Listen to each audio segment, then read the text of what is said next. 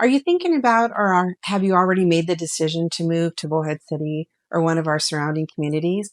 Well, you're probably really excited about everything that we have to offer here. The river, desert adventures, the beautiful lakes, beautiful scenery. Everything's beautiful in Bullhead City. Anyway, today I want to talk a little bit about what it's like for some people that has made them regret their decisions for moving here and why maybe Bullhead City may not be the right place for you. I'm Amy Pierce. I'm a real estate professional, and I help clients relocate from all over the country to our area in Mojave County, Arizona. Living here, we're known for life on the Colorado River, boating, skiing, lakes, Lake Havasu, Lake Mojave, off-road desert trails, razoring. We have golf course communities all throughout, which are absolutely gorgeous. We're close to the Laughlin casinos, and we have affordable living and lower taxes and home prices. They're all great reasons to wanting to live here, but it's not perfect for everybody. So let's talk about some of those challenges and things that you need to consider before you decide to move to Bullhead City and make an offer on your new home. First thing is we want to talk about the weather. Our summers are super hot and it's consistent all through the summer. We have consistent days over 100 degrees, and in July and August, we have days that average over 110 degrees. So nights do cool down, but they don't really cool down enough to open your windows, and it remains warm all the time. So it's really important to understand that during these months, health and safety is super important. A lot of my clients ask me, well, how hot does it really get? Is it really that hot? And I always say to them, first year is going to be the hardest. And then after that, once it's 110, it all feels the same. So anyway, but I love it. So of course I'm biased here. One of the things you want to do is you want to make sure that you always focus on your health. The heat can cause dehydration, heat stroke. So you always want to carry water, and you always definitely want to hydrate throughout the day. If you like to golf or run or hike or play sports, you may want to book an earlier tea time. You may want to plan your outdoor activities in the morning and choose to run those errands in the afternoon. That's most helpful. You want to try to beat the heat in the peak of the day, which is usually between the 3 and 5 o'clock hour for us.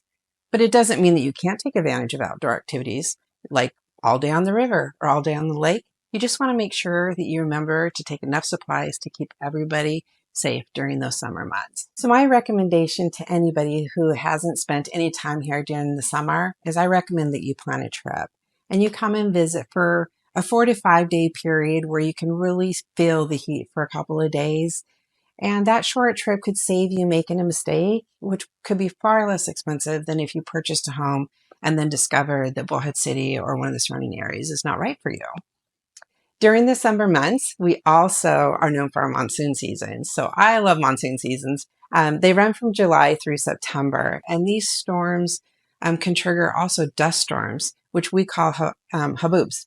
So these thunderstorms just take the dust up into the air, and when you see them coming, you think that it's from a far distance, a beautiful thunderstorm rolling in through the sky.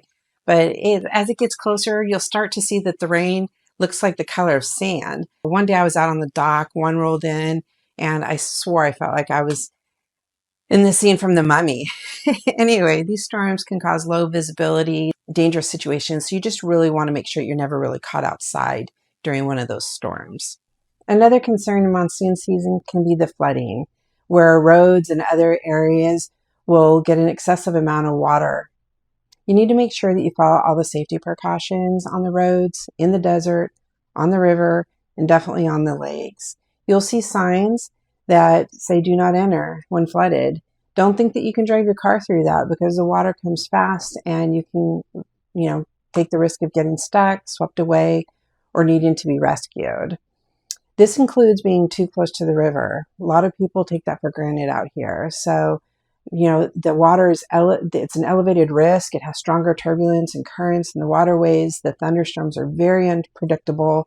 So when you're on the rivers or lakes in that situation, it can change faster than you can actually react or reach safety. The other concern some people have is the amount of wind that we get here along the river. Our city is situated in the Colorado River Valley, which is surrounded by mountain ranges, and that creates a tunnel effect for the wind. So there are days that it's windy. It's not always consistent, But we do have stretches where we can have very windy days, especially in January, our windiest month of the year. It's about 14 miles per hour winds. And this will affect the things that you can definitely do outside. So you want to make sure that anything you need to do that day, you plan early before the afternoon winds. And then you just know that you're not going to be able to do a lot in the afternoon when the winds pick up. If you are finding this information helpful, give this video a like. It helps others find it too. One of the best things about our city and the surrounding area is our low cost of living. It runs about 8% lower than the national average, and the housing is 6% less, and utilities run about 12% less. But the second consideration is additional expenses that you want to keep in mind when you're relocating here. So the first expense that you're going to want to look at is your electricity bill. So during the summer months, when it's so hot, to beat the summer heat, you can expect to run your air conditioner a lot more. Actually consistently run it from June to September. That bill can get pretty high during those months. So you may want to look into adding solar, utility assistant programs, any other cost saving avenues that may be out there for you to reduce those expenses during the peak months. The second expense you may want to look into is where you want to buy within our area, what location. When you live along the Colorado River, there are some homes that are in a flood zone. And that flood zone may require additional insurance, flood insurance. So it means that you're going to need to carry both a homeowner's insurance policy and then you'll have a separate flood insurance policy. Once you find the area or the home that you like, you may want to make some calls and research it a little bit more to see if flood insurance will be required, because you're going to add that to your monthly and yearly expenses. And the last expense that I wanted to talk about is if your new home will be governed by an HOA. These fees are additional fees and they're due monthly or quarterly. And the fees will vary depending upon the community and the amenities that it has to offer. And they can range from $30 a month to over $100 a month. So you just want to look into that.